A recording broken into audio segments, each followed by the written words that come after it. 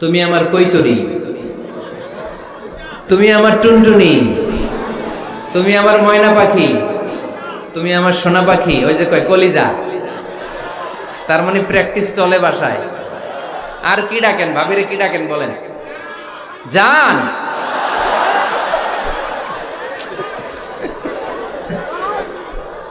জান ডাকেন। আর ভাবি কি ডাকে আপনাদেরকে? বাবু। কি ডাকে? বাবু ডাকে। আর কি ডাকে? হ্যাঁ, বেবি। পোলাপান কত দুষ্ট দেখছেন, বেবি ডাকে নাকি? স্বামী স্ত্রীর মধ্যে এই সোহাগপূর্ণ, এই ভালোবাসাপূর্ণ এই ডাকাডাকিতে কোনো গুনাহ নাই, আছে সওয়াব। এগুলো দাম্পত্য জীবনকে সুখময় করে, ঠিক কি না? 20 বছর হয়ে গেছে এদের সংসার, একদিনও মুখ ফুটে বলতে পারে নাই তোমারে ভালোবাসি। পারছেন? হ্যাঁ, কে কে পারছেন? দেখে হাত তুলে। হাত অর্ধেক তুলে আবার নামায়, ভেজাল আছে, ঠিক কিনা? ভালোবাসি বলছিলেন? কারে বলছিলেন? ভাবিকে না গার্লফ্রেন্ডকে? হ্যাঁ, স্ত্রীকে বলবেন, নিজের স্ত্রীকে বলবেন আই লাভ ইউ। কি বলবেন?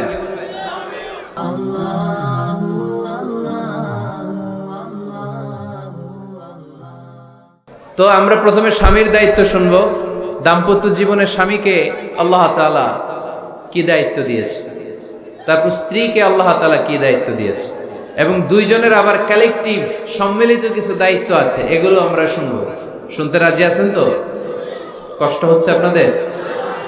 আচ্ছা, এই বাম দিকটা আমাকে কষ্ট দিয়েই যাচ্ছে, খালি আওয়াজ কথা। একটু থামছে আবার শুরু, কেন? আমার দিকে তাকান। আরেকজনকে থামতে বলছে কি আপনার? এই থামো থামো, এগুলো বলেন কেন? আপনি থামেন, তাই তো হয়ে গেল। হ্যাঁ, আবার আমার সাথে কথা বলেন, আপনি চুপ। তো প্রথমে আমরা সম্মিলিত দায়িত্বের কথা শুনবো।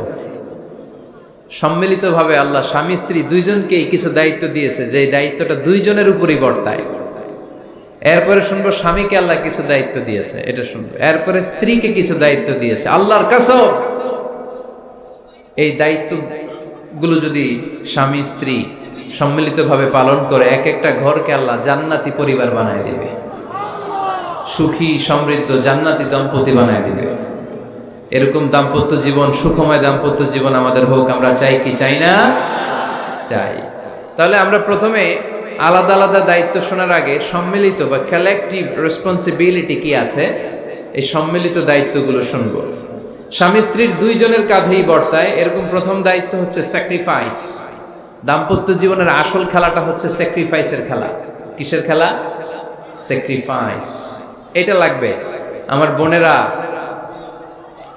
অথবা যুবতী বোনেরা, অথবা রিসেন্টলি বিয়ে হয়েছে এরকম বোনেরা। আজকে তো এক ভাই এসে দোয়া চাইল, হুজুর 3 দিন আগে বিয়ে হয়েছে আমার, একটু দোয়া করে দেন। তারপর যুবক ছেলেরা, তোমরা যারা বিয়ে করনি করবা, খেয়াল করে শোনো, এগুলো কাজে লাগবে। স্যাক্রিফাইসটা খুব জরুরি। স্যাক্রিফাইস ইজ দ্য কি of a successful happy couple life.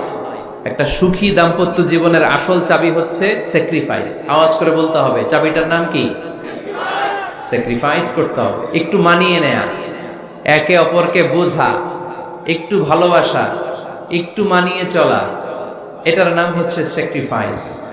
একে অপরকে বোঝার চেষ্টা করা, একটু মানিয়ে চলার চেষ্টা করা, একটু ভালো লাগা, একটু ভালোবাসা, সুখ দুঃখ ভাগাভাগি করে মিলেমিশে একাকার হয়ে যাওয়া, এটার নামই দাম্পত্য জীবন, ঠিক কি না?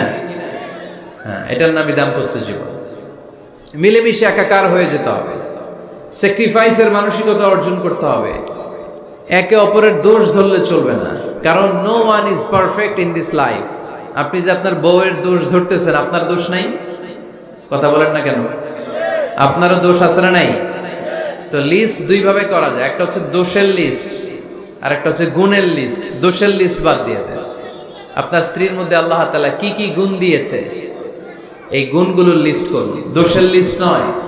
দাম্পত্য জীবনটাই এমন, কখনো ঝগড়া, কখনো হাসাহাসি, কখনো মেঘ, কখনো বৃষ্টি, আছে না নাই? হয় না এরকম? Ups and downs. মাঝে মাঝে একটু ঝগড়া, মাঝে মাঝে আবার ভালোবাসা, আবার খুনসুটি, এগুলো মিলেমিশে একাকার করে স্যাক্রিফাইস দিয়ে একে অপরকে জয় করে নিতে হয়, কারণ no one is perfect in this world. এই পৃথিবীতে কেউই পারফেক্ট না। আপনি আপনার বউয়ের দোষ খুঁজলে আপনারও দোষ আছে না নাই? কেউ দোষমুক্ত নয়। এজন্য দোষ না খুঁজে আমরা স্যাক্রিফাইস করব। দাম্পত্য জীবনের এটাকে সুখী সমৃদ্ধ করার এক নাম্বার চাবিকাঠি হচ্ছে স্যাক্রিফাইস। এইদিকে কয়েকটা হচ্ছে, এগুলো টান দেন, বসান বসান বসান বসান। এই যে লাল গেঞ্জি এটারে বসান, পিছনে সবুজ গেঞ্জি বসান, টাইনা বসান না, আমি বলছি বসান, টান দেন ওরে ধরে, টানেন সবাই মিলে টান দেন ওরে, হ্যাঁ বসান, হ্যাঁ ধাক্কা মারেন, সাবাস, হ্যাঁ ঠিক আছে। এই বসাইতে পারে না, লাল গেঞ্জি চলে যাইতেছে, ওরে ধরো, এই ঠিক আছে, বসছে ও, ঠিক আছে বসছে, ফাইন, আমার দিকে তাকান, বসে গেছে। কষ্ট পাইতেছেন আপনারা? হুজুর শেষ করে দেই তাইলে, হ্যাঁ শুনবেন তো? উঠা বসা কেন? সময় দিয়েছিলাম ওই সময় যান না কেন? পুরো বাংলাদেশটা এরকম ক্যাওস, কেউ নিয়ম মানতে চায় না, যেতে বলছি যায় না, এরপর কথা শুরু করছে, এখন ওঠা শুরু করছে। তো শৃঙ্খলা আপনি কোথায় কাজে লাগাবেন? এটা কোরআনের মাহফিল, এখানে নীতির কথা শোনানো হয়, তো এখানে যা চলবে সব নীতি মেনেই চালাতে হবে, ঠিক কিনা? অনিয়ম করতে পারবেন না আপনি। আর এখানে তো ওনারা স্বাধীনতা ঘোষণা করছে, আলাদা হয়ে যাবে এরা, আপনারা স্বাধীন হয়ে যান, হয়েছে? এদিকে তাকান।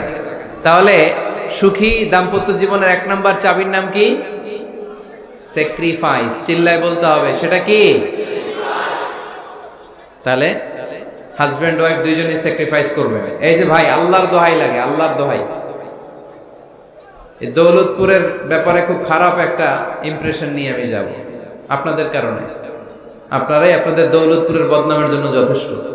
আরেকজনের বসানোর দরকার নেই, নিজেই বসেন, কাউরে ইঙ্গিত করার দরকার নেই, কোথাও লাইট মারার দরকার নাই, লাইট বন্ধ করে নিজেই বসে যান, বসেন।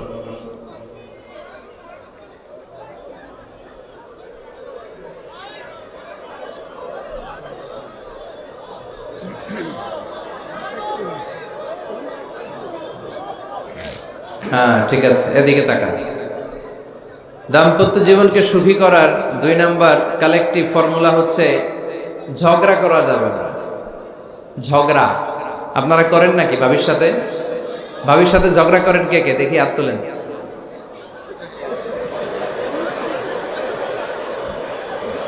এদিকে সব আল্লাহর ওলি, এরা ঝগড়া টগড়া করে না। আপনি করেন? এই সাহসী সন্তান আছে কিছু, মাশাআল্লাহ, ঠিক আছে, বেশি করেন না আবার। হ্যাঁ ঠিক আছে, ঠিক আছে, তোমরাও করো, বুঝছি, আপনারাও করেন, ওকে। না, ঝগড়া করা যাবে না। একজন ঝগড়া শুরু করলে আরেকজন চুপ থাকতে হবে।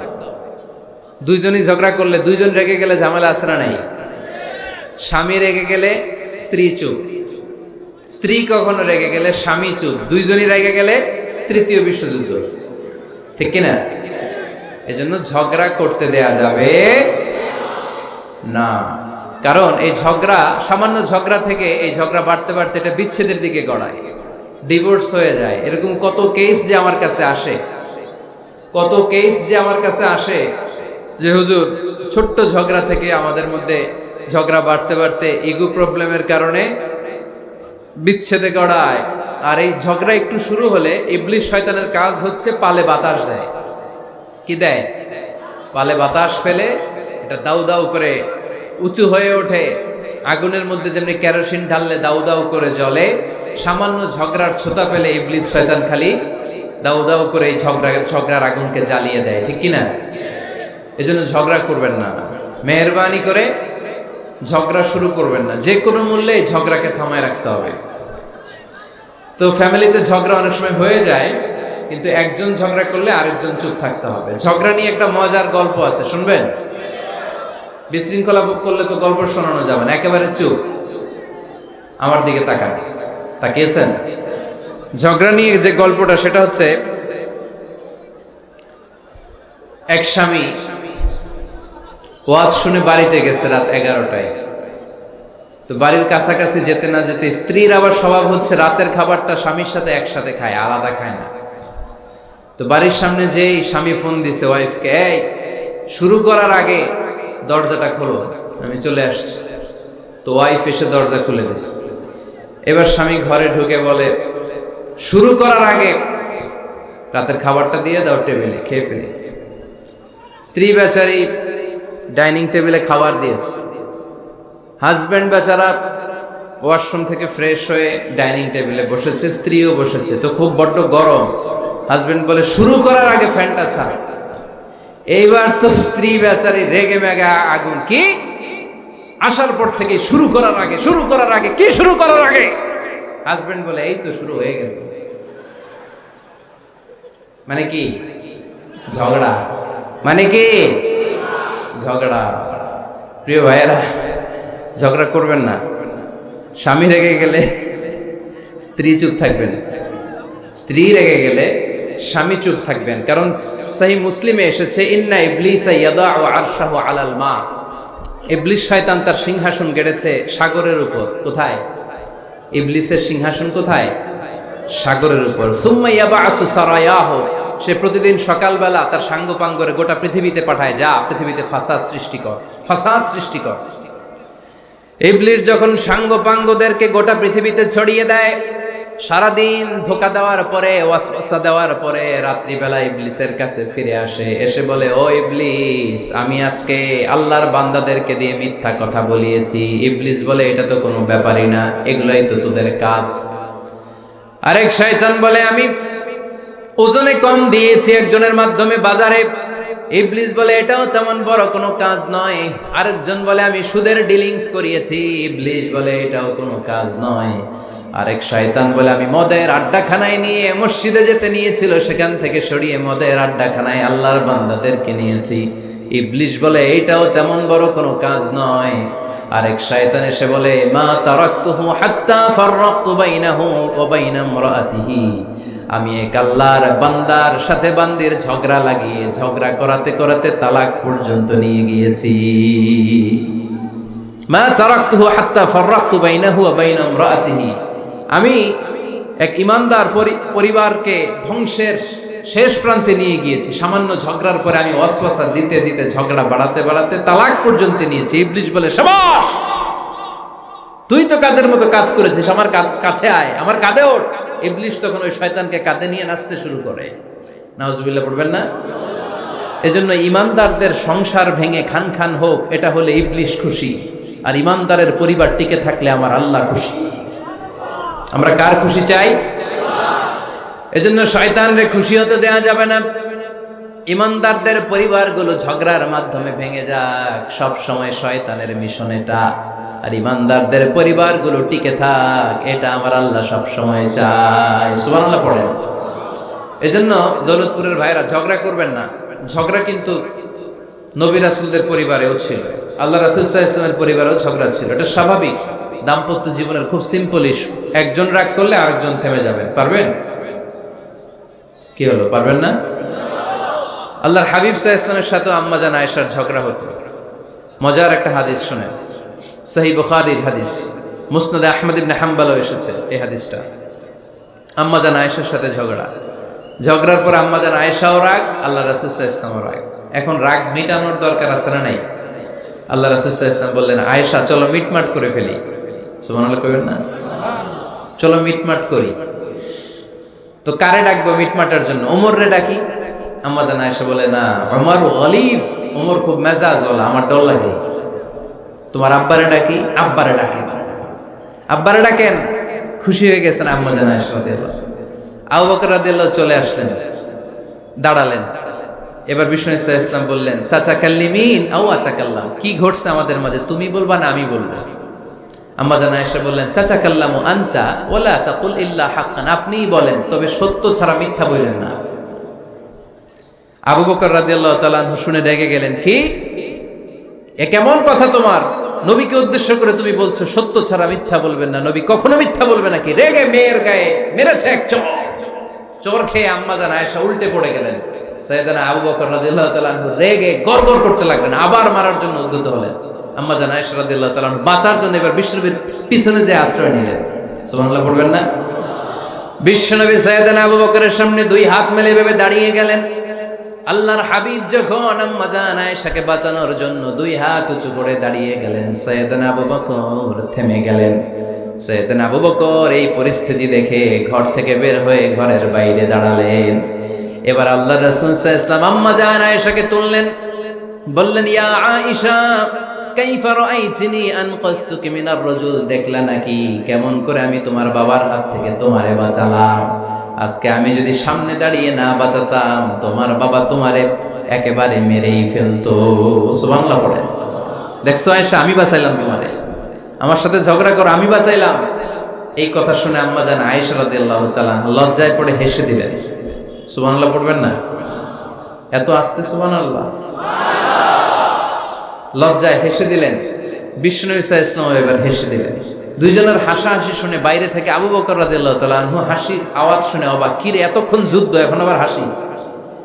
কেন হাসে দেখার জন্য সাইয়েদনা আবু বকর রাদিয়াল্লাহু তাআলা আনহু ঘরের ভেতরে ঢুকলেন। ঢুকে দেখেন আম্মা জান আয়েশাও হাসে, বিশ্বনবীও হাসে, সাইয়েদনা আবু বকর হেসে দিলেন। আরশের উপর থেকে খুশি হয়ে গেলেন কে? এবার সাইয়েদনা আবু বকর বলেন, ইয়া রাসূলুল্লাহ, ইয়া হাবিবাল্লাহ, আশরিকানি ফি সিলমিকুমা কামা আশরাকতুমানি ফি হারবিকুমা। নবী গো, আপনাদের দুইজনের মধ্যে যুদ্ধ লাগলে যেমনি মিটমাট করার জন্য আপনি আমারে ডাকেন, আপনাদের এই আনন্দ ঘন মুহূর্তগুলোতে শরীক হওয়ার জন্য মাঝে মাঝে আমারে ডাইকে। সুবহানাল্লাহ পড়ে। আপনাদের মধ্যে যুদ্ধ লাগলে সন্ধি করার জন্য যেমনি আমারে ডাকেন, আপনারা যখন আনন্দ ঘন পরিবেশ এরকম খুনসুটি করেন, হাসাহাসিতে মেতে ওঠেন, তখন একটু আমারে ডাইকেন। সুবহানাল্লাহ পড়বেন না? দেখেন আল্লাহ রাসূল সাল্লাল্লাহু আলাইহি ওয়াসাল্লাম পৃথিবীর সবচেয়ে শ্রেষ্ঠতম মানুষ।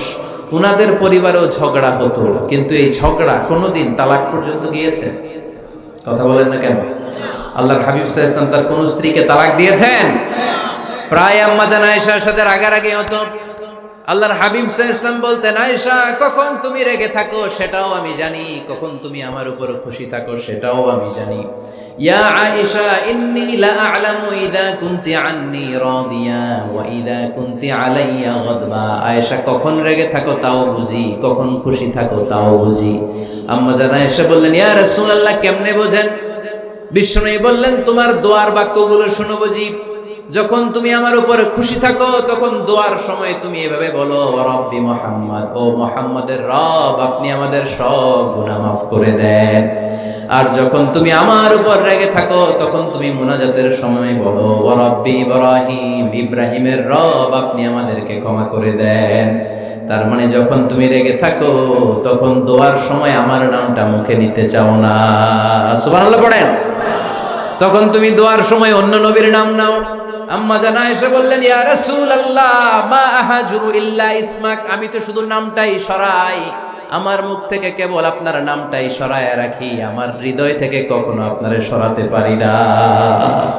আমার হৃদয় জুড়ে আপনি, মা আহাজুরু ইল্লা ইসমাক, নবী হে, আমি শুধু দোয়ার সময় রাগের মাথায় আপনার নামটা বাদ দেই, হৃদয় থেকে তো আপনারে বাদ দিতে পারি না। সুবহানাল্লাহ বলবেন না? তার মানে নবীদের ফ্যামিলি তো ঝগড়া এগুলো হতো, কিন্তু এটা তালাক পর্যন্ত গড়াতো না, ঠিক কিনা? তাহলে এখন থেকে আমাদের এই স্লোগান নিতে হবে, ঝগড়া করলেও আমরা ডিভোর্সের দিকে যাব না। পারা যাবে? আর একজন রেগে গেলে আরেকজনকে চুপ থাকতে হবে। ভাবি রেগে গেলে আপনি চুপ, পারবেন? পারবেন না? ইনশাআল্লাহ। এই যারা বিয়ে করে না এরা ইনশাআল্লাহ, আর বাকিরা চুপচাপ আওয়াজ করে। তাহলে প্রথমে ঝগড়া করা যাবে না। 3 নাম্বার, দাম্পত্য জীবনের কোনো গোপন কথা অন্যের কাছে শেয়ার করা যাবে না। হাদিসে এসেছে, এটাকে বলা হয়েছে আ'যামুল আমানা, এটা সবচেয়ে বড় আমানত। যারা দাম্পত্য জীবনের একান্ত বিষয় কারোর সাথে শেয়ার করে তারা সবচেয়ে বড় কবিরা গুনাহ করে। আশারুন নাস বলেছেন বিশ্বনবী এদেরকে, সবচেয়ে নিকৃষ্ট মানুষ। ইয়াউমাল কিয়ামাতি মানজিলাতান, আল্লাহর কাছে কিয়ামতের দিন সবচাইতে নিকৃষ্ট হয়ে দাঁড়াবে ওই দম্পতি, ওই নারী কিংবা ওই পুরুষ, তুফদি ইলা যাওজিহি ওয়া ইউফদি ইলা যাওজিহা সুম্মা ইউনশিরু সিররাহা। তারা একান্ত সময়ে ফিজিক্যাল ইন্টিমেসিতে যা করে এটা পরে মানুষের কাছে বলে বেড়ায়, এরকম আছে না নাই? খবরদার, এটা বড় কবিরা গুনাহ। অনেক বোনরা একসাথে হলে দাম্পত্য জীবনের বিভিন্ন গোপন বিষয় নিয়ে কথা বলে, আছে না নাই? অনেক পুরুষরা একে অপরের সাথে, বন্ধুদের সাথে বিভিন্ন বিষয় নিয়ে শেয়ার করে, এটা এমন ওইটা এমন, এগুলো বলা যাবে? আর সিবাউ হারাম, দাম্পত্য জীবনের সব বিষয়, স্বামীর সব বিষয় স্ত্রীর কাছে আমানত। স্ত্রীর সব বিষয় স্বামীর কাছে আমানত রেখেছে কে? দাম্পত্য জীবনের এই প্রাইভেট লাইফের কোনো কিছু কিয়ামত পর্যন্ত অন্যের কাছে প্রকাশ করাকে হারাম ঘোষণা করে দিয়েছে কে? এজন্য খবরদার আমার বোনেরা, একসাথে মহিলারা হলে পেটের কথা পিঠের কথা সব বের করে দেয়, আসরা নাই কিছু থাকে না, সব বের হয়ে যায়। খবরদার, সব বললেও দাম্পত্য জীবনের কোনো কথা শেয়ার করা যাবে। আমার ভাইয়েরা খবরদার, আপনাদের দাম্পত্য জীবনের কোনো কথা আপনার বন্ধুর সাথে শেয়ার করতে পারবেন না। এগুলো ফ্যামিলি শান্তি নষ্ট করে, দাম্পত্য জীবনের সুখকে নষ্ট করে। তাহলে 3 নাম্বার, প্রাইভেসি বজায় রাখবেন, এটা দুজনেরই দায়িত্ব। 4 নাম্বার, অহেতুক সন্দেহ পরিহার করুন। অনেক স্ত্রী আছে হাজবেন্ডের খালি সন্দেহ করে, এই ওদিকে তাকাইলা কেন, ওই মেয়ের দিকে তাকাইলা কেন, মোবাইল দেখি, মোবাইল দাও, ফেসবুকের পাসওয়ার্ড দাও, ঢুকে দেখি মেসেঞ্জারে কার সাথে চ্যাট করছে, এই অফিসের ফাইল দেখি, এই এটা দেখি, এই তোমার ইনবক্স চেক করবো, এদিকে দাও। আছে না নাই? এই সন্দেহ ঘরটারে জাহান্নামের টুকরা বানিয়ে ছেড়েছে। অহেতুক সন্দেহ করবেন না। আবার ভাইরা ভাবিদেরকে অহেতুক সন্দেহ করবেন, এই ওদিকে গেলা কেন, ওদিকে তাকাইলা কেন, এটা করলা কেন, ওইটা করলা কেন, দেখি তোমার মোবাইল, তোমার মোবাইলের গ্যালারি দেখি, লক করে রাখছো কেন, লক খোলো। আছে না নাই? অহেতুক সন্দেহ ফ্যামিলিটারে জাহান্নামের টুকরা বানিয়ে দেয়। হ্যাঁ, ভ্যালিড কোনো অপরাধ যদি স্বামী করে ফেলে, ভ্যালিড কোনো অপরাধ যদি স্ত্রী করে ফেলে, পরকীয়ার কোনো বিষয় যদি প্রমাণিত হয়, বসেন, কনসাল্ট করেন, একে অপরের সাথে কথা বলেন, জিজ্ঞেস করেন। কিন্তু অহেতুক, আমি অনেক ফ্যামিলি এরকম দেখেছি, আমার কিছু বন্ধুকেও আমি দেখেছি যে এদের অবস্থা খুব খারাপ, খালি সন্দেহ করে। আছে না নাই? এই সন্দেহের রোগটা বড় রোগ, এই রোগ থেকে বেরিয়ে আসতে হবে। অহেতুক সন্দেহ করা যাবে না। 5 নাম্বার, হাজব্যান্ড ওয়াইফের দায়িত্ব হচ্ছে একে অপরের সহযোগী হতে হবে, সহকর্মী। আল্লাহর জান্নাত পাওয়ার ক্ষেত্রে একে অপরের সহযোগী। আপনি একা জান্নাতে যাবেন, ভাবি জাহান্নামে, এটা আপনি চান? জি না, আওয়াজ নাই আমগো গলায়। আপনি এটা চান? ভাবি একা জান্নাতে যাবে, আপনি যাবেন না, এটা ভাবি চায়? চায় না। তাহলে গেলে একসাথেই যান না, একসাথেই যান, একসাথেই যাবেন, আলাদা না। এজন্য আল্লাহর আনুগত্যে, আল্লাহর ইবাদতে, দাম্পত্য জীবনে একে অপরের সহযোগী হতে হবে। স্বামী ভুল করলে স্ত্রী সুন্দর করে শুধরে দিবে, স্ত্রী ভুল করলে স্বামী শুধরে দিবে। ফজরের সময় স্ত্রী হাজবেন্ডকে ডেকে দিবে, উঠতে না চাইলে ঠান্ডা পানির ছিটা দিবে। কারণ জান্নাতে একা যাওয়া যাবে না, গেলে দুইজনই যাব। কথা কয় না? দুইজনেই জান্নাতে যাওয়ার দরকার আছে না নাই? যত বেশি আপনারা আল্লাহর আনুগত্যে আগাতে পারবেন, তত আপনাদের মহাব্বত বাড়ায় দিবে কে? এই যে হাজবেন্ড ওয়াইফের ভালোবাসাটাকে বলে লাভ পিরামিড। কি pyramid? Love pyramid, like triangle, ত্রিভুজ আকৃতির। হাজবেন্ড ওয়াইফের ভালোবাসাটা ত্রিভুজ আকৃতির। The closer the couple comes to Allah, the closer they comes to each other. Husband wife যত বেশি আল্লাহর কাছে যাবে, তারা নিজেরাও নিজেদের তত কাছে যাবে। হাজবেন্ড ওয়াইফ আল্লাহর সম্পর্ক থেকে যত দূরে সরে যাবে, তারা নিজেরাও নিজেদের থেকে তত দূরে সরে যাবে। ঠিক কি না? ত্রিভুজ চিনেন আপনারা? হ্যাঁ, এই জিওয় কয়েকজন জিওয়, আপনারা ত্রিভুজ চিনেন না? চিনি, জিওয়, ঠিক আছে। ত্রিভুজের কয় কোণা? হ্যাঁ, 3 কোণা। এই যে এরকম লাভ পিরামিড, 3 কোণা। এই উপরের কোণায় আল্লাহর অবস্থান, আর এই কোণায় স্বামী, এই কোণায় স্ত্রী। তো তারা আল্লাহর দিকে যত যাবে, নিজেরাও তত কাছে যাবে। আর তারা আল্লাহর সম্পর্ক থেকে যত দূরে চলে যাবে, নিজেদের মধ্যে দূরত্ব বাড়তে থাকবে। ঠিক কিনা? পিরামিডটা বুঝতে পারছেন? ত্রিভুজ আকৃতির সম্পর্কটা লাভ পিরামিড এরকম, 3 কোণা। উপরের কোণায় থাকে আল্লাহ, এদিকে স্বামী, এদিকে স্ত্রী। তারা যদি আল্লাহর কাছে উভয়ে যেতে চায়, উভয়ে কাছাকাছি আসতেছে না? কথা বলেন না কেন? আর আল্লাহর আনুগত্য ইবাদত থেকে দুজন যদি দূরে সরে যায়, তাহলে দুজনের দূরত্ব বাড়িয়ে দেয় কে? এজন্য স্বামী হবে স্ত্রীর সহযোগী, সহকর্মী। নামাজের সময় একে অপরকে ডেকে দিবেন, মোবাইলে অ্যালার্ম দিয়ে রাখবেন। স্বামী স্ত্রীরে ডাকেন, স্ত্রী স্বামীরে ডাকেন। স্বামী স্ত্রীকে কোরআন তেলাওয়াত শোনাবেন, স্ত্রী স্বামীরে কোরআন তেলাওয়াত শোনাবেন। ফ্যামিলিটারে জান্নাতি ফ্যামিলি বানায় দিবে কে? তাহলে এই 5টার দায়িত্ব, কালেকটিভ রেসপন্সিবিলিটি, স্বামীর উপরও বর্তায়, স্ত্রীর উপরও বর্তায়। এগুলো মেনে চললে দাম্পত্য জীবন সুখকর করে দিবে কে? মনোযোগ আছে? কষ্ট হচ্ছে? এবার আমরা হাজবেন্ডের দায়িত্ব শুনি। হাজবেন্ডের প্রথম দায়িত্ব হচ্ছে, হাজবেন্ড হচ্ছে caretaker of the family. In charge, protector. আর রিজালু কাওয়ামুনা আলান নিসা। আল্লাহ বললেন স্বামী হলো তার স্ত্রীর ইনচার্জ, প্রোটেক্টর, স্ত্রীকে সুরক্ষা দিবে, স্ত্রীকে টেক কেয়ার করবে, স্ত্রীর দায়িত্বে থাকবে। এই দাম্পত্য জীবনের দুইজনের সংসারকে, সংসারের মধ্যে স্বামীকে দায়িত্বশীল বানিয়েছে কে? পুরুষ দায়িত্বশীল। পুরুষ কখনো নারীর ক্ষতি করে না, সুপুরুষ নারীর ক্ষতি করে না, ঠিক কিনা? গোটা পুরুষ সমাজ নারী সমাজের সুরক্ষা দিবে। যেগুলো নারীকে একান্তে পেলে রেপ করে, এই যে ঢাকা বিশ্ববিদ্যালয়ে একটা রেপের ঘটনা ঘটছে না, যে এই বেয়াদবটা এই কাজ করেছে, এটা কি পুরুষ না কুপুরুষ? এটা কি সুপুরুষ না কুপুরুষ? সুপুরুষ নারীর প্রোটেকশন দেয়, নারীর টেক কেয়ার করে, তার ইনচার্জ, তার দায়িত্বশীল। দাম্পত্য জীবনে অর্থনৈতিক যত দায় দায়িত্ব আছে সব আল্লাহ তাআলা পুরুষের কাঁধে দিয়েছে। কার কাঁধে? এই দাম্পত্য লাইফে নারীর কোনো অর্থনৈতিক দায় দায়িত্ব নারীর কাঁধে আল্লাহ দেয় নাই। এজন্য সব অর্থনৈতিক দায়িত্ব পুরুষের ঘাড়ে। 4টা অর্থনৈতিক দায়িত্ব আছে। পুরুষ নারীকে মহারণা দিবে, পুরুষ নারীকে খাবারের ব্যবস্থা করবে, পুরুষ নারীকে পোশাকের ব্যবস্থা করবে, পুরুষ নারীর জন্য রেসিডেন্সিয়াল ব্যবস্থা করবে, ঠিক কি না? ওয়াতুন নিসা সাদকাতিহিন্না নিহলা ফাইন তিবনা লাকুম আন শাইইম মিনহু নাফসান ফাকুলুহু হানিআম মারিআ। সুবহানাল্লাহ পড়ে। সব স্বামীদেরকে আল্লাহ ডেকে বললেন, ও স্বামীরা শোনো শোনো, বিয়ের পর সাথে সাথে স্ত্রীর কাছে তুমি মোহরানা আদায় করে দাও। মোহর দেয়া নফল নাকি ফরজ? জোরে বলেন। তোমরা কি দাও? সিলটি পুলা মোহরানা দাও? হ্যাঁ, মোহরানা দিতায় নাকি যৌতুক খাইতা? খিতা করতা? হ্যাঁ, কি দিব? মোহরানা দিব। মোহরানা দেয়াকে ফরজ করেছে কে? আল্লাহ। তো মোহর দিতে টাকা লাগে না? এই টাকার দায়িত্ব পুরুষের ঘাড়ে দিছে কে? 2 নাম্বার দায়িত্ব, আলাল মাউলুদি লাহু রিজকুহুন্না ওয়া কিসওয়াতুহুন্না বিল মা'রুফ। স্বামী স্ত্রীর জন্য খাদ্যের ব্যবস্থা করবে, পোশাকের ব্যবস্থা করবে। 3 নাম্বার, ওয়াসকিনুহুন্না মিন হাইসু সাকানতুম মিন ওয়াজদিকুম। নিজের সামর্থ্যের মধ্যে থেকে স্ত্রীর জন্য রেসিডেন্সিয়াল একটা এরিয়ার ব্যবস্থা করে দিবে। সুবহানাল্লাহ।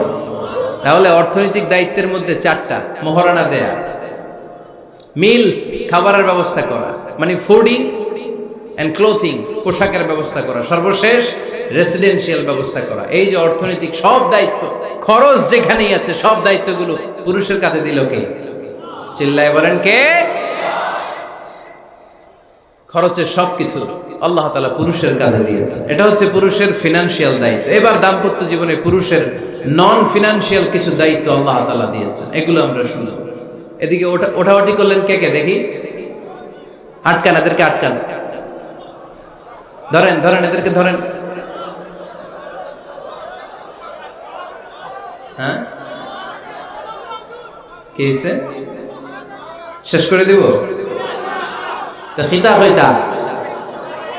হ্যাঁ, জোরে মাতো। চলবে চলবে? হ্যাঁ, তাকবীর পড়েন তো দেখি, যারা চলবে বলতেছেন লিল্লাহি তাকবীর।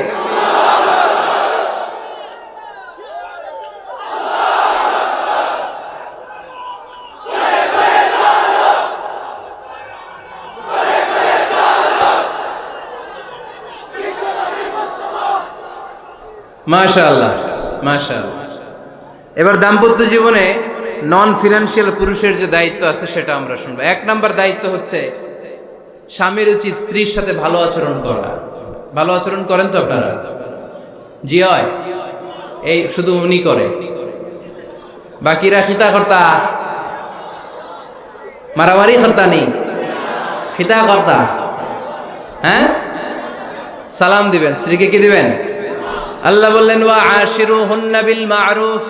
স্ত্রীর সাথে কোমল ভাষায়, ভালো শব্দে, ভালো বাক্যে ভালো কথা বলো।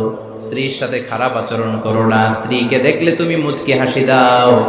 অনেক স্বামী আছে কখনো স্ত্রীকে দেখলে মুচকি হাসি দেয় না, চেহারাটা বাংলা পাসের মতো এরকম করে রাখে। আছে না নাই? দৌলতপুরের লোকের অবশ্য অনেক ভালো, এই যে সবার মুখে হাসি, মুচকি হাসি। হাসেন তো, মুচকি হাসি দেন তো একটা। আওয়াজ করলে মুচকি হাসি হয় নাকি? এটা মুচকি হাসি। দাঁত দেখা যাবে না, সাউন্ড হবে না, শুধু এখানে একটু একটা এক চিলতে হাসির একটা ঝলক পড়বে, এটা বলে মুচকি হাসি। কানা রাসূলুল্লাহ সাল্লাল্লাহু আলাইহি ওয়াসাল্লাম আকসারু তাবাসসুমান, আল্লাহর হাবিব সাল্লাল্লাহু আলাইহি ওয়াসাল্লাম সব সময় মুচকি হাসতেন। অনেকে আছে চেহারা গোমরা করে রাখে, জীবনেও হাসে না, এরকম আছে না নাই? দেখছেন এরকম আছে? এই এলাকায় তো নাই না? আছে। হাসবেন, হাসবেন। মুচকি হাসতে পয়সা লাগে না, পয়সা লাগে? এজন্য হাসবেন। আল্লাহর হাবিব সাল্লাল্লাহু আলাইহি ওয়াসাল্লাম বলেছেন ফাস্তাউসু বিন-নিসাই খায়রা, নারীর সাথে ভালো আচরণ করো। নারীদেরকে বাঁকা পাঁজরের হাড় দিয়ে তৈরি করা হয়েছে। এই হাড়কে সোজা করতে গেলে ভেঙে যাবে, রেখে দিলে বাঁকাই থেকে যাবে। তো কি করতে হবে? ফাস্তাউসু বিন-নিসাই খায়রা, কোমল আচরণ করো। আবার আল্লাহর হাবিব সাল্লাল্লাহু আলাইহি ওয়াসাল্লাম বললেন রিফকাম বিল কাওয়ারিদ, নারীদেরকে কাচের তৈজসপত্র বাসনের সাথে, গ্লাসের সাথে আল্লাহর হাবিব সাল্লাল্লাহু আলাইহি ওয়াসাল্লাম তুলনা করলেন। কাচের তৈজসপত্র, কাচের গ্লাস, কাচের প্লেট যেমনি আস্তে তুলতে হয়, আস্তে রাখতে হয়, নারীদের সাথে এরকম কোমল আচরণ করার আদেশ দিয়েছে কে? কাচের গ্লাস, তৈজসপত্র, জগ কিভাবে রাখেন আপনারা? খুব জোরে এরকম ধপাস করে নাকি? উঠানোর সময় ধপাস করে উঠান?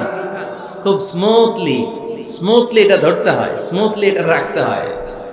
তেমনি নারীদের সাথেও স্মুথলি আচরণ করবেন।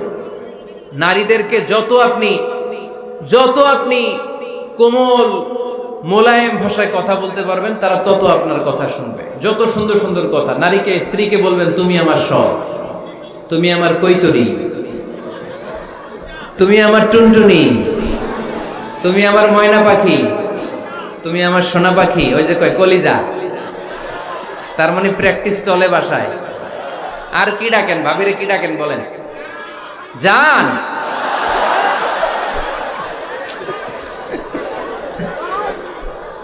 জান ডাকেন। আর ভাবি কি ডাকে আপনাদেরকে? বাবু। কি ডাকে? বাবু ডাকে। আর কি ডাকে? হ্যাঁ, বেবি। পোলাপান কত দুষ্ট দেখছেন, বেবি ডাকে নাকি? স্বামী স্ত্রীর মধ্যে এই সোহাগপূর্ণ, এই ভালোবাসাপূর্ণ এই ডাকাডাকিতে কোনো গুনাহ নাই, আছে সওয়াব। এগুলো দাম্পত্য জীবনকে সুখময় করে, ঠিক কি না?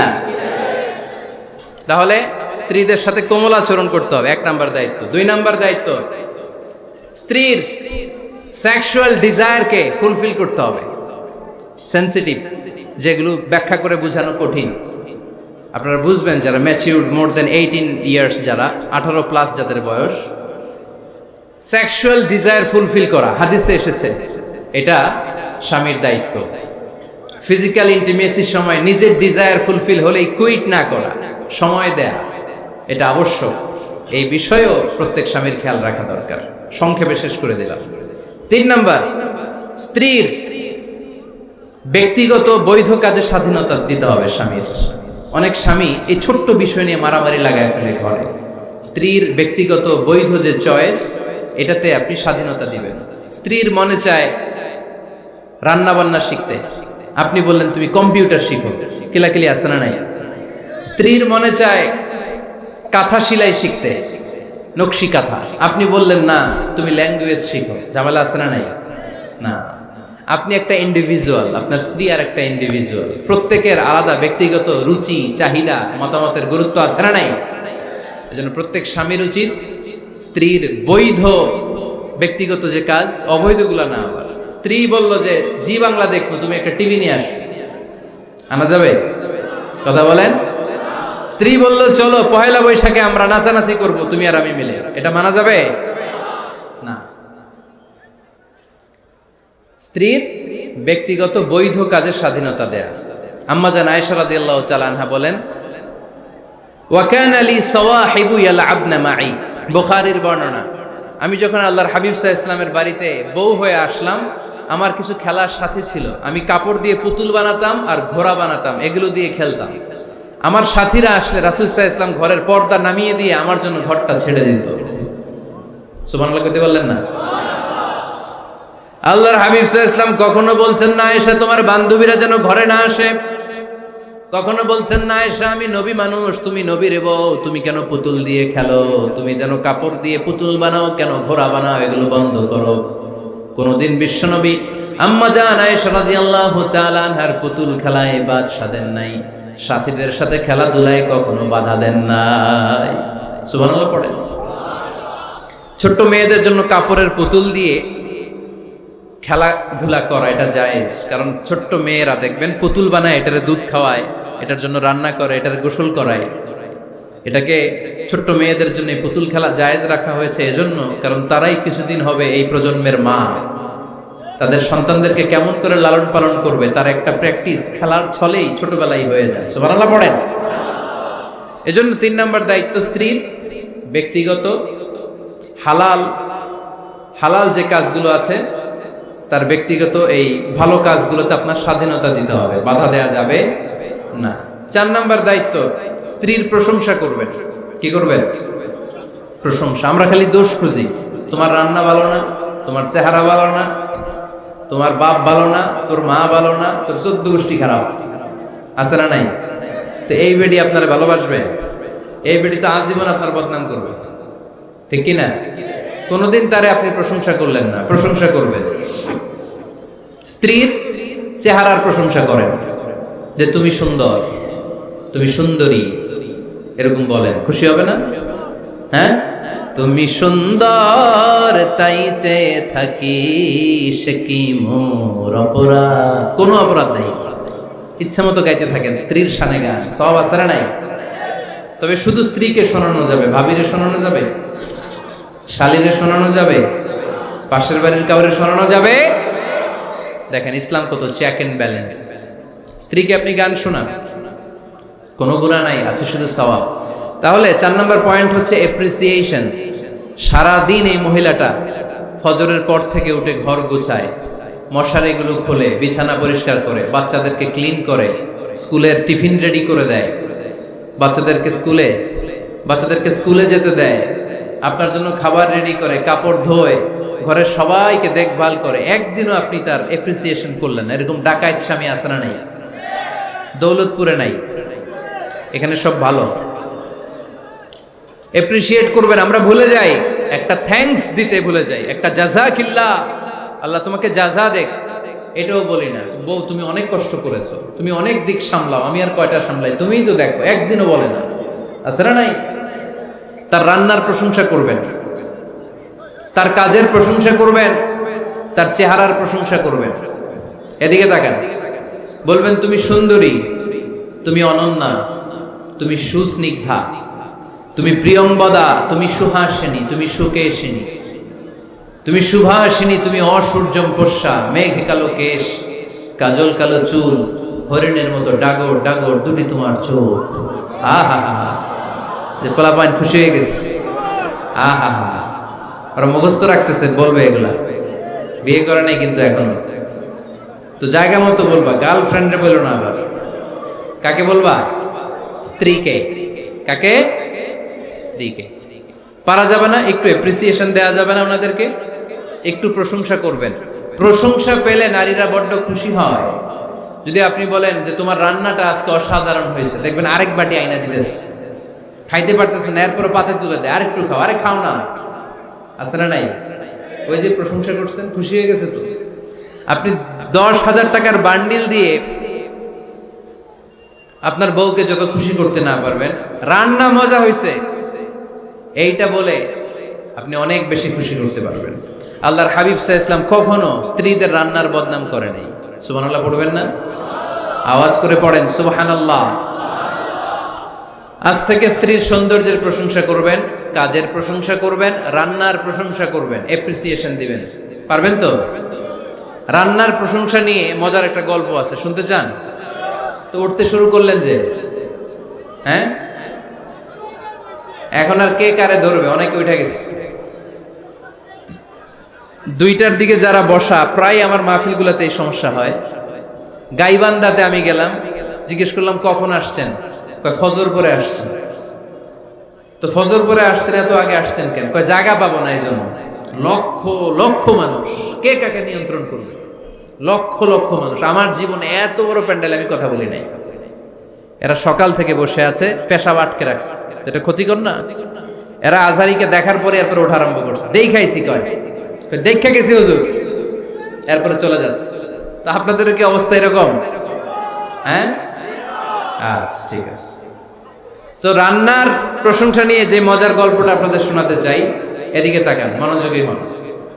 আমার ওয়াজ শুনে এক লোক মনে মনে নিয়ত করছে যে আইরে, জীবনে তো রান্নার প্রশংসা করলাম না, আজকে রান্নার প্রশংসা করব। তো মাহফিল শেষে বাসায় গেছে, স্ত্রী তাকে খাবার দিয়েছে, স্বামী খাবার খায় আর মিটি মিটি হাসে। স্ত্রী বলে, এই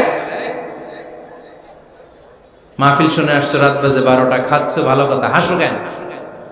তো স্বামী বলে, হাসি এর কারণ হচ্ছে তোমার রান্নাটা আজকে এত মজা হয়েছে না জীবনে, আজকে বাড়াই বাড়াই করতেছে তো, জীবনে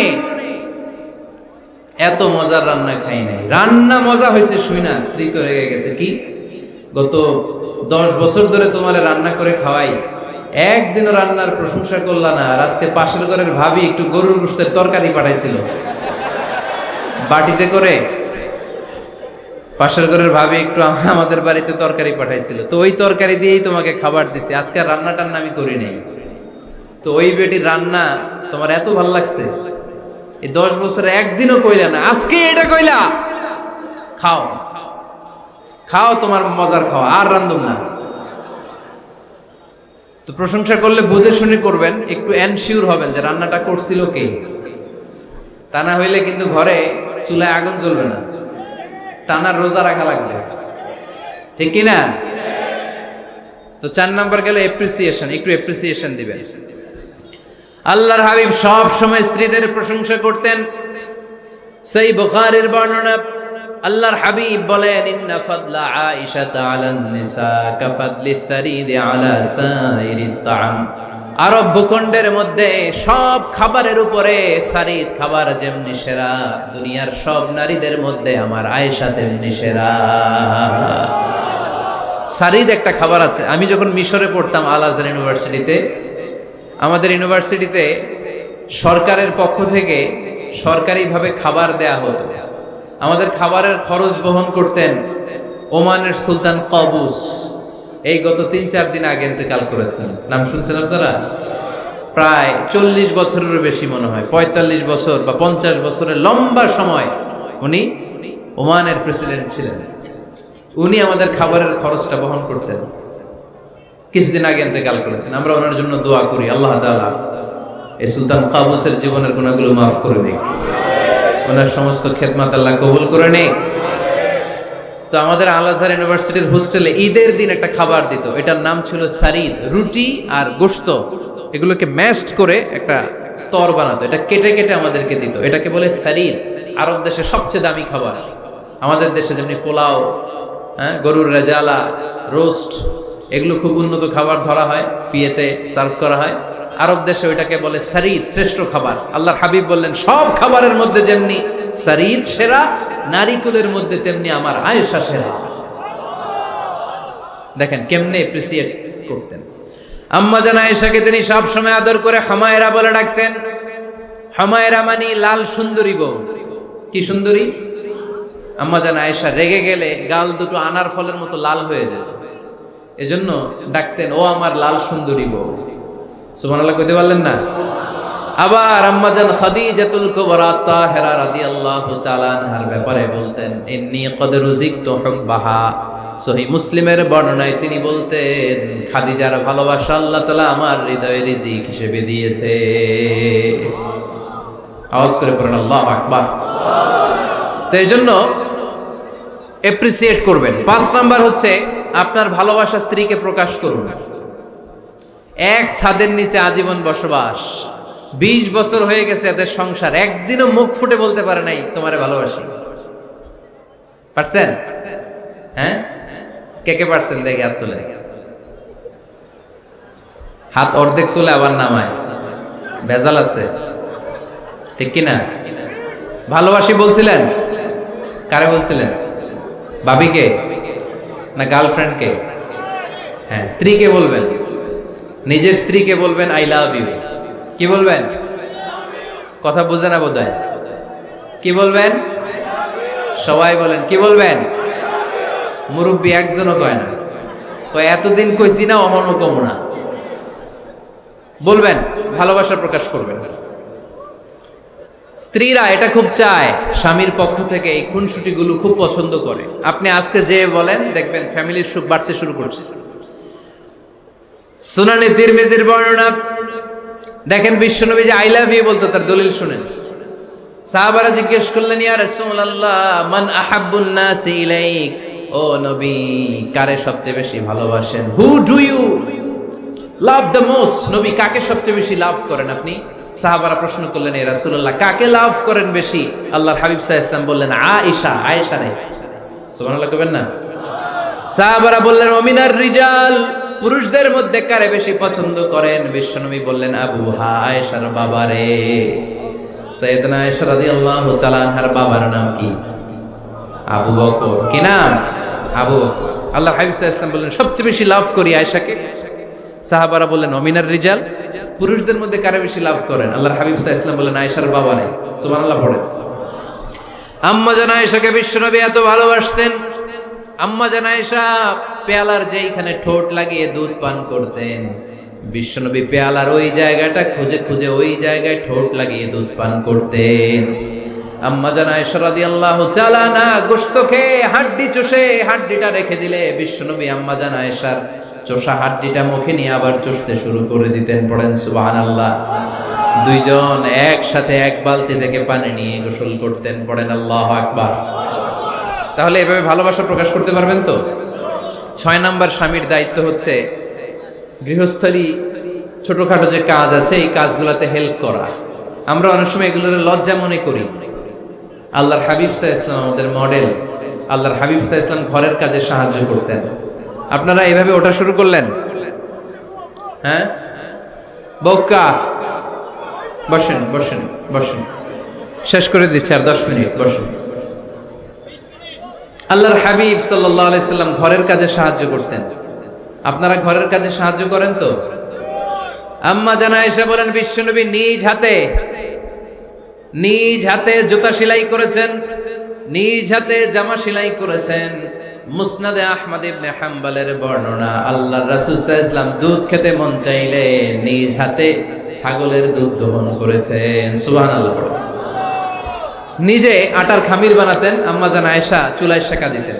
আবার আম্মা জান আয়েশা রাদিয়াল্লাহু তাআলা আনহা আটার খামির বানাতেন, বিশ্বনবী এটা চুলায় সেকা দিতেন। সুবহানাল্লাহ পড়ে। দুধ খেতে চাইলে নিজ হাতে বিশ্বনবী ছাগির ওলান থেকে দুধ দহন করে আম্মা জান আয়েশার কাছে এনে দিয়ে দিতেন। সুবহানাল্লাহ পড়ে। তাহলে ঘরের কাজে সহায়তা করবেন, ঘরের কাজে সহায়তা।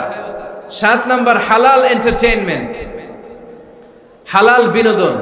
এটা ইসলাম জায়েজ রেখেছে। অনেকে আমরা বিনোদনটাকে হারাম মনে করি, এরকম আছে না নাই? হ্যাঁ, বিনোদন 2 ধরনের, একটা হারাম এন্টারটেইনমেন্ট আর একটা হচ্ছে হালাল এন্টারটেইনমেন্ট। আম্মা জান আয়েশা রাদিয়াল্লাহু তাআলা আনহাকে নিয়ে মরুভূমিতে দৌড়াদৌড়ি করতেন। ভাবির সাথে দৌড়াদৌড়ি করছেন কারা কারা? দেখি হাত তোলেন। হ্যাঁ, দৌড়াদৌড়ি করছেন কোথায়? যৌতুকের লাগে হেতেরে দৌড়াইছেন? হেতি বাসাল্লাই দিছে দৌড়, এই দৌড়াদৌড়ি না। আম্মা জান আয়েশা রাদিয়াল্লাহু তাআলা আনহার সাথে বিশ্বনবী মরুভূমিতে দৌড়াদৌড়ি করেছেন। বলেছেন, আয়েশা দেখো কে কার আগে ওই খেজুর বাগান ধরতে পারে, তুমি আগে না আমি আগে। একবার বিশ্বনবী জিতলেন, তার 7 বছর পরে প্রথমে আম্মা জান আয়েশা রাদিয়াল্লাহু তাআলা আনহা ওই দৌড়ে জিতলেন। তার 7 বছর পরে বিশ্বনবী জিতে আম্মা জান আয়েশাকে হারায় দিলেন। পড়েন সুবহানাল্লাহ। ঈদের দিন আম্মা জান আয়েশাকে হাবাসী সাহাবাদের তীর আর বল্লম দিয়ে যে খেলা চলতে এই খেলা দেখাতেন। সুবহানাল্লাহ পড়েন। বিশ্বনবী খেলা দেখাতেন আম্মা জান আয়েশাকে। এই হচ্ছে স্বামীর দায়িত্ব। হালাল এন্টারটেইনমেন্ট আপনি করতে পারবেন।